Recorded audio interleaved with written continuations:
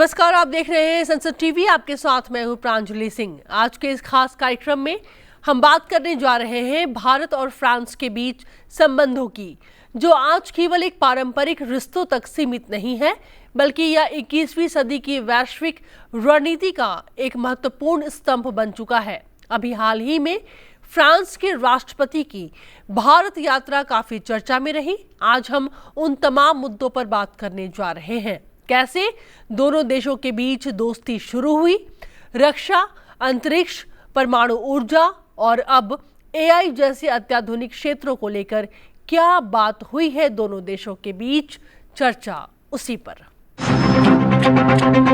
जब फ्रांस की टेक्नोलॉजी और भारत का टैलेंट मिलेगा तो सिर्फ बिजनेस लैंडस्केप ही नहीं, ग्लोबल ट्रांसफॉर्मेशन होगा।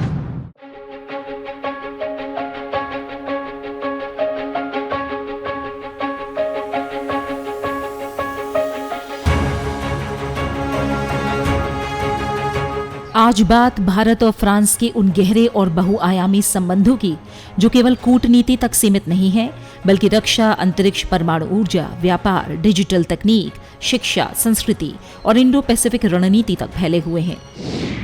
17 फरवरी 2026 को नई दिल्ली में जारी संयुक्त बयान के साथ भारत और फ्रांस ने अपने संबंधों को स्पेशल ग्लोबल स्ट्रैटेजिक पार्टनरशिप यानी विशेष वैश्विक रणनीतिक साझेदारी का दर्जा दिया। ये सिर्फ एक कूटनीतिक घोषणा नहीं है, बल्कि आने वाले दशकों की दिशा तय करने वाला एक बड़ा कदम है।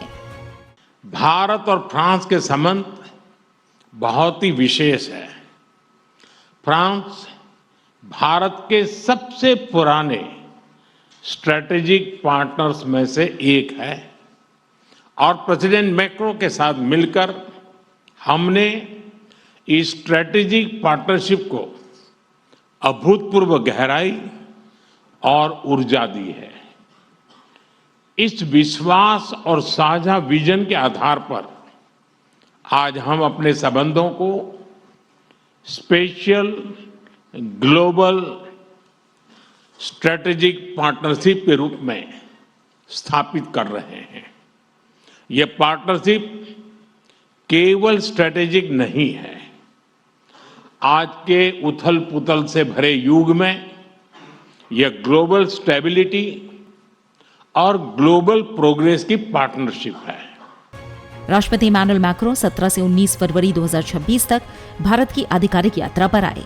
भारत और फ्रांस के बीच राजनयिक संबंध 1947 में भारत की स्वतंत्रता के तुरंत बाद स्थापित हुए, लेकिन असली मोड़ आया 26 जनवरी 1998 को, जब दोनों देशों ने रणनीतिक साझेदारी की घोषणा की।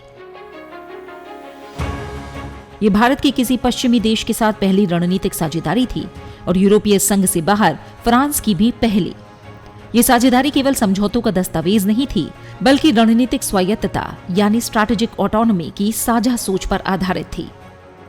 रणनीतिक साझेदारी के प्रमुख स्तंभ भारत फ्रांस संबंध 3 मुख्य स्तंभों पर आधारित हैं: रक्षा और सुरक्षा, नागरिक परमाणु सहयोग, अंतरिक्ष सहयोग। लेकिन समय के साथ ये दायरा और व्यापक हुआ है, जिसमें एआई, ब्लू इकोनॉमी, नवीकरणीय ऊर्जा, digital public infrastructure, Indo Pacific रणनीति और त्रिपक्षीय सहयोग शामिल हो चुके हैं।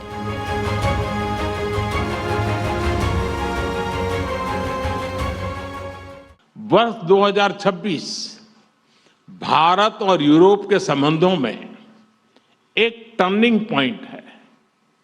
कुछ ही दिन पहले हमने यूरोपियन यूनियन के साथ भारत के इतिहास का सबसे बड़ा और महत्वाकांक्षी फ्री ट्रेड एग्रीमेंट किया। यह फ्री ट्रेड एग्रीमेंट भारत और फ्रांस संबंधों में भी अभूतपूर्व गति लाएगा। आपसी निवेश को बढ़ावा देने के लिए आज हम एग्रीमेंट कर रहे हैं, जिससे हमारे लोगों और हमारी कंपनीज को डबल टैक्स न देना पड़े। इन सभी पहलों से आपसी ट्रेड, इन्वेस्टमेंट और मोबिलिटी को नई ऊर्जा मिलेगी। 25 सालों की रणनीतिक साझेदारी के बाद दोनों देशों ने हॉरिजॉन 2047 के जरिए भविष्य का रोड मैप तय किया है। 2047 जब भारत की आजादी के 100 साल पूरे होंगे, उसी लक्ष्य की ओर यह साझा विजन बढ़ रहा है। अब देखते हैं यह रोड मैप आने वाले दशक में किन क्षेत्रों में सहयोग की दिशा तय करता है।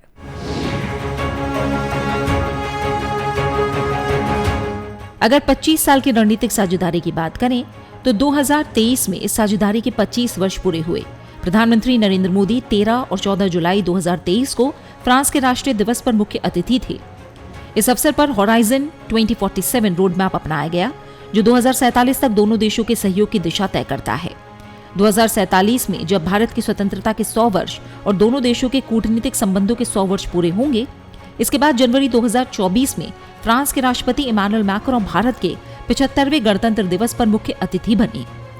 दोनों नेताओं का एक दूसरे के राष्ट्रीय दिवस पर मुख्य अतिथि होना एक ऐतिहासिक और अभूतपूर्व पल था। एआई सहयोग और भविष्य की साझेदारी। फरवरी 2025 में प्रधानमंत्री नरेंद्र मोदी ने पेरिस में एआई एक्शन समिट की सह अध्यक्षता की।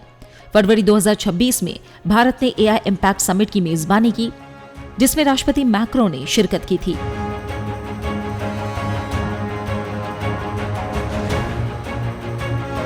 ये संकेत है कि भारत फ्रांस साझेदारी अब आर्टिफिशियल इंटेलिजेंस और डिजिटल तकनीक के युग में प्रवेश कर चुकी है। हमें पूरी तरह से इस रिश्ते में हम भरोसा रखते हैं और पिछले 8 सालों से हम यही कर रहे हैं और हर एक साल हम अलग अलग चीज़ों पर काम करके हमने एक कई नए रास्ते चुने हैं, जैसे कि तीसरा रास्ता जो हिंद प्रशांत क्षेत्र का हो या फिर तकनीक का हो या फिर, और जिसमें हम ऐसा रास्ता है जिसमें कोई भी हेजेमनी ना हो और हम पूरी तरह से कानून में, रूल ऑफ लॉ में विश्वास करते हैं। और कुछ पिछले सालों में हमने ये दिखाया है, दर्शाया है, चाहे वो आईमेक हो जिसको हमने मिलकर जिसका हमने शुरुआत करी थी और जिसके लिए हमने एक सेक्रेटेरिएट भी खोला है। और फिर अगर हम आर्टिफिशियल इंटेलिजेंस की बात करें, चाहे हम इंटरनेशनल सोलर अलायंस की बात करें, इन पिछले 8 सालों में हमने कई पहल एक साथ उठाए हैं। भारत फ्रांस रिश्तों की रीढ़ की अगर बात करें तो वह है रक्षा सहयोग।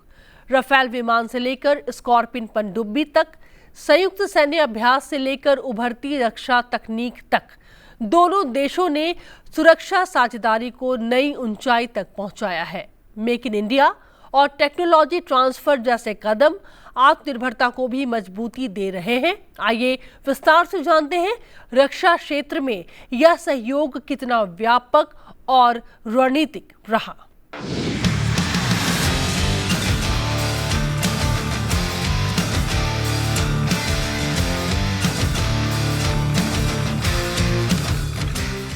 भारत और फ्रांस के संबंधों की सबसे मजबूत कड़ी है रक्षा सहयोग। हम सुरक्षा और संप्रभुता के आयाम को देखें तो रक्षा सहयोग इस रिश्ते की आधारशिला है। दोनों देशों ने संयुक्त अनुसंधान, सह डिजाइन, सह विकास और सह उत्पादन को और तेज करने पर सहमति जताई। 2024 के रक्षा औद्योगिक रोडमैप के अनुरूप उन्नत रक्षा प्लेटफॉर्म पर कदम आगे बढ़े। Defense has been traditionally an important pillar of our bilateral relationship, and we have developed and strengthened synergies in strategic and security-related matters which are exceptional and futuristic. With global security challenges becoming increasingly complex, I look forward to exchanging perspectives and discussing ways to strengthen our partnership in meaningful, and we are entering into a new endeavor of co-development and production of Hammer missiles by signing a joint venture between BEL and Safran. नवंबर 2025 में DRDO और France की DGA के बीच तकनीकी व्यवस्था पर हस्ताक्षर हुए, जिससे रक्षा तकनीक सहयोग को नई गति मिली। दोनों नेताओं ने एक संयुक्त एडवांस टेक्नोलॉजी डेवलपमेंट ग्रुप गठित करने का निर्णय लिया, जो उभरती और महत्वपूर्ण तकनीक में सहयोग के अवसर तलाशेगा। हेलीकॉप्टर और जेट इंजन सहयोग पर भी विशेष बल दिया गया। 26 राफेल एम लड़ाकू विमान की खरीद के अनुबंध का स्वागत किया गया। मेक इन इंडिया के तहत फाइटर जेट और इंजन निर्माण, एमआरओ सुविधा की स्थापना और भारत में हैमर मिसाइल उत्पादन जैसी पहल आत्मनिर्भरता को मजबूत करेगी। भारत में हेलीकॉप्टर असेंबली लाइन का उद्घाटन इस गहरे विश्वास का एक और उज्जवल उदाहरण है। हमें गर्व है कि भारत और फ्रांस मिलकर माउंट एवरेस्ट की ऊंचाइयों तक उड़ान भरने वाला विश्व का एकमात्र हेलीकॉप्टर भारत में बनाएंगे और ये पूरे विश्व को एक्सपोर्ट भी करेंगे। यानी India France partnership knows no boundaries. It can reach from deep oceans to the tallest mountain.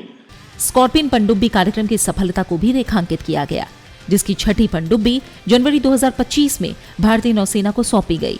दोनों देशों ने नौसैनिक अभ्यास वरुणा, थल सेना अभ्यास शक्ति और वायुसेना अभ्यास गरुण की बढ़ते दायरे की सराहना की। 2026 में दोनों देशों के सैन्य अधिकारियों की पारस्परिक तैनाती भी होगी, जो विश्वास और आपसी समझ को और मजबूत करेगी।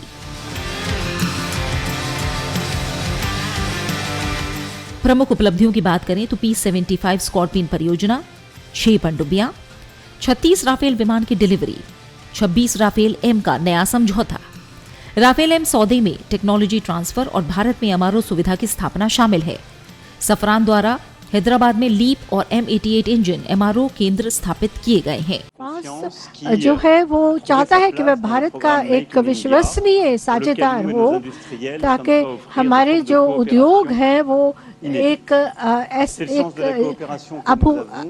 अद्वितीय सहयोग प्रदान कर सके।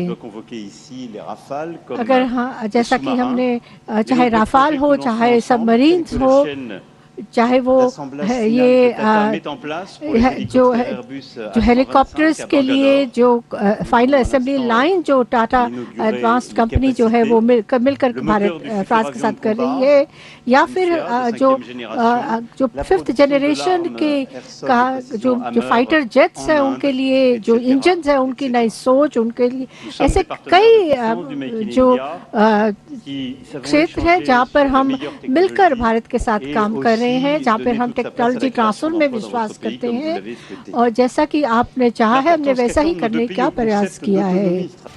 BEL और साफरान के बीच हैमर मिसाइल निर्माण के लिए संयुक्त उद्यम भी हुआ है। ये सहयोग आत्मनिर्भर भारत को नई गति देता है।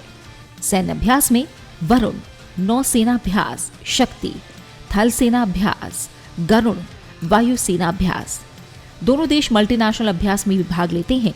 फ्रांसीसी एयरक्राफ्ट कैरियर चार्ल्स डी गॉले ने 2025 में भारत का दौरा किया। दोनों देशों के बीच रक्षा अंतरिक्ष सहयोग भी गहराया है।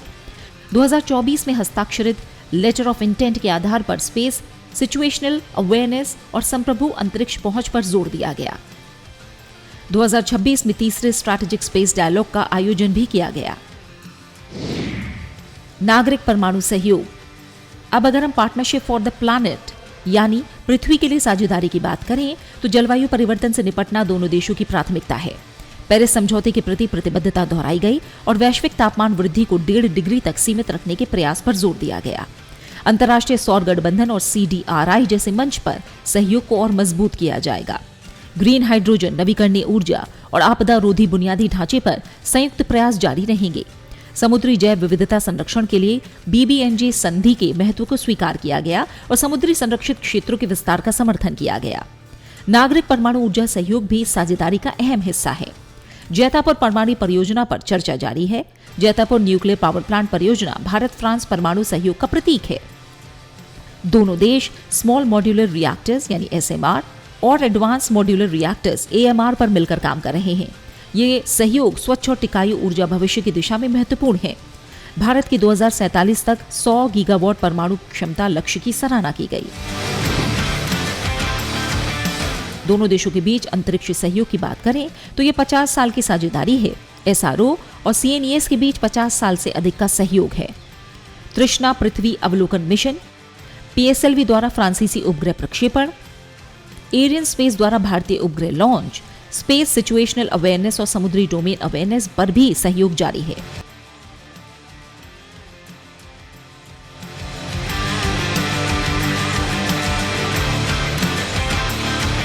और क्षेत्र हैं जिसमें हमारी जो सोच है वो साझा सोच है, चाहे वो अंतरिक्ष का क्षेत्र क्यों ना हो। कई और इस क्षेत्र में कई सालों से हमारा जो रिश्ते हैं वो बेहतरीन हुए हैं, वो आगे बहुत मजबूत हुए हैं। और इसीलिए जुलाई में जो फ्रांस में एक शिखर सम्मेलन का हम आयोजन करने जा रहे हैं अंतरिक्ष के क्षेत्र में, उसमें हमने भारत को भी निमंत्रण दिया है। और चाहे वो सिविल न्यूक्लियर का क्षेत्र हो, उसमें भी चाहे जाता पर हो चाहे SME हो, हमने इन सभी परियोजनाओं में भारत का समर्थन करने का निर्णय लिया है। भारत फ्रांस के बीच एक और महत्वपूर्ण कड़ी है और वो है डिजिटल पब्लिक इंफ्रास्ट्रक्चर UPI। आज हम AI और इंडो पैसिफिक रणनीति के नए युग में प्रवेश कर चुके हैं। AI समिट से लेकर इनोवेशन नेटवर्क और ब्लू इकोनॉमी तक यह साझेदारी भविष्य की वैश्विक व्यवस्था को आकार देने की क्षमता रखती है। लेकिन सवाल यह भी है कि क्या यह साझेदारी 21वीं सदी का रणनीतिक मॉडल बन सकती है? जानते हैं इस खास रिपोर्ट में।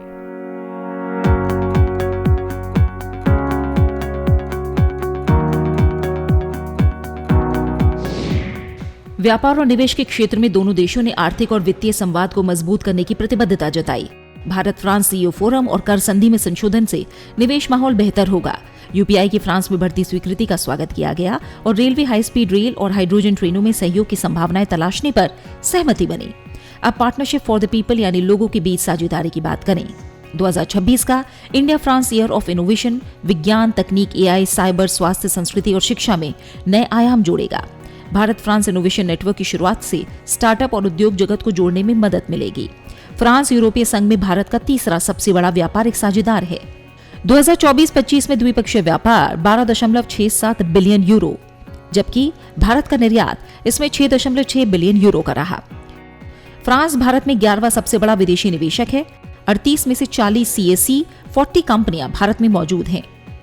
डिफेंस हो या क्लीन एनर्जी, स्पेस हो या इमर्जिंग टेक्नोलॉजीज, हर क्षेत्र में हम अपनी इंडस्ट्री और इनोवेटर्स को कनेक्ट करेंगे। स्टार्टअप्स और MSMEs के बीच मजबूत नेटवर्क बनाएंगे। हमारे स्टूडेंट्स और रिसर्चर्स के आदान प्रदान को और सुगम बनवाएंगे और इसके साथ साथ जॉइंट इनोवेशन के नए सेंटर भी तैयार करेंगे। फ्रेंड्स, आज हम क्रिटिकल मिनरल्स, बायोटेक्नोलॉजी और एडवांस मटेरियल्स में अपना सहयोग और प्रबल कर रहे हैं।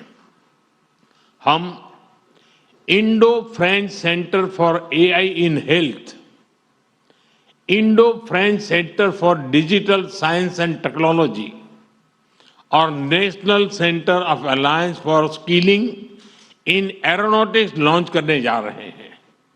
और यह मात्र इंस्टीट्यूशंस नहीं है, ये फ्यूचर बिल्डिंग प्लेटफॉर्म्स है। UPI को फ्रांस में लागू किया गया। एफएल टावर पहला मर्चेंट बना जिसने UPI स्वीकार किया। इंडिया फ्रांस DPI सहयोग प्लेटफॉर्म, इंफ्रास्ट्रक्चर्स और इन्फिनिटी डिजिटल सहयोग को नई दिशा दे रहे हैं। साइबर क्षेत्र में भी दोनों देशों ने नियमित साइबर संवाद जारी रखने और 2026 में अगला संवाद आयोजित करने पर सहमति जताई। संयुक्त राष्ट्र में साइबर कानून और जिम्मेदार राज्य व्यवहार के ढांचे पर भी समन्वय बढ़ेगा। आतंकवाद के मुद्दे पर दोनों नेताओं ने किसी भी रूप में आतंकवाद की कड़ी निंदा की। अप्रैल 2025 के पहलगाम हमले और नवंबर 2025 के लाल किले क्षेत्र के पास आतंकी घटना की निंदा करते हुए फ्रांस ने भारत के आत्मरक्षा के अधिकार का समर्थन किया। दोनों देशों ने FATF और संयुक्त राष्ट्र के मंचों पर सहयोग जारी रखने का संकल्प लिया। फ्रांस में लगभग 10,000 भारतीय छात्र पढ़ रहे हैं। 2030 का लक्ष्य है 30,000 छात्र। फ्रांस ने भारतीय छात्रों के लिए 5 वर्ष का शेंगेन वीजा भी शुरू किया है।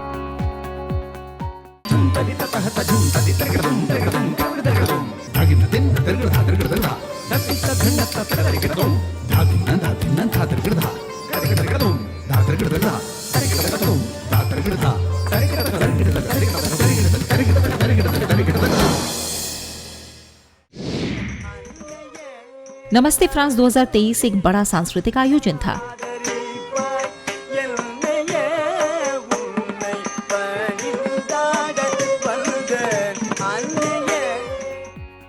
कांस फिल्म फेस्टिवल में भारत कंट्री ऑफ ऑनर रहा। सांस्कृतिक सहयोग के तहत 2028 में भारत पर केंद्रित विशेष सांस्कृतिक वर्ष, संग्रहालय सहयोग और स्वामी विवेकानंद सांस्कृतिक केंद्र के उद्घाटन का स्वागत किया गया। दोनों नेताओं ने इंडो पैसिफिक क्षेत्र में नियम आधारित व्यवस्था, बहुपक्षवाद और संयुक्त राष्ट्र सुरक्षा परिषद में सुधार की आवश्यकता पर जोर दिया। फ्रांस ने यूएनएससी में भारत की स्थायी सदस्यता के लिए अपना समर्थन दोहराया। अंततः यह विशेष वैश्विक रणनीतिक साझेदारी केवल दो देशों के बीच समझौता नहीं, बल्कि साझा दृष्टि का दस्तावेज है।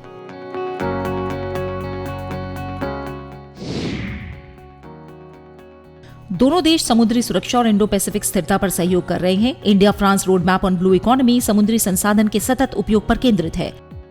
पर्यावरण और ग्रीन हाइड्रोजन की बात करें तो international solar alliance COP21, Paris में भारत फ्रांस पहल, green hydrogen road map decarbonise भविष्य की दिशा है। विज्ञान और प्रौद्योगिकी के क्षेत्र में CEFI PRA 1986 से सक्रिय है। Raman Charpak fellowship, women in science prowess 2026, India France year of innovation खास है। आज देखा जाए तो भारतीय समुदाय में फ्रांस में लगभग 1.19 लाख भारतीय मूल के लोग, फ्रेंच ओवरसीज टेरिटरीज में 3.5 लाख से अधिक हैं, जिनके लिए OCI सुविधा भी प्रदान की गई है। भारत और फ्रांस का संबंध केवल द्विपक्षीय सहयोग नहीं, बल्कि 21वीं सदी की रणनीतिक साझेदारी का मॉडल है। रक्षा से लेकर डिजिटल तक, परमाणु ऊर्जा से लेकर ग्रीन हाइड्रोजन तक, AI से लेकर इंडो पैसिफिक तक, ये साझेदारी भविष्य की वैश्विक व्यवस्था को आकार देने की क्षमता रखती है। होराइजन 2047 केवल एक रोड मैप नहीं, ये भारत और फ्रांस के साझा भविष्य का ब्लूप्रिंट है।